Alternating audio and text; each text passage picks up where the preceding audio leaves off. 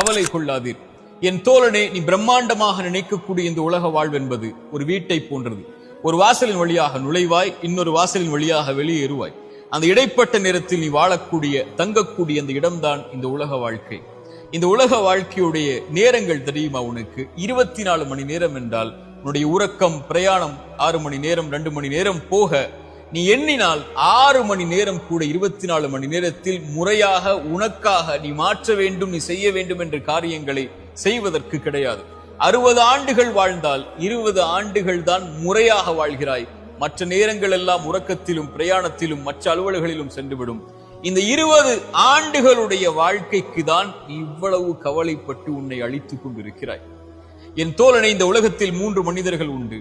அதில் ஒருவன் நேற்றுள்ளதை நினைத்து நிகழ்காலத்தை அழித்துக் கொண்டிருப்பான். நேற்றில் ஏதாவது சோகம் நடந்திருக்கும், கவலைகள் நடந்திருக்கும், இல்லாமல் இருந்திருக்கும். அதை எண்ணி அதே கவலையோடு நிகழ்காலத்தையும் அழித்துக் கொண்டிருப்பான். இன்னொரு மனிதன் எதிர்காலம் வந்திருக்கவே செய்யாது, அந்த பயத்தை கொண்டு நிகழ்காலத்தை அழித்துக் கொண்டிருப்பான். இவர்கள் இருவரும் இந்த உலக வாழ்க்கையை வீணாக்குவார்கள்.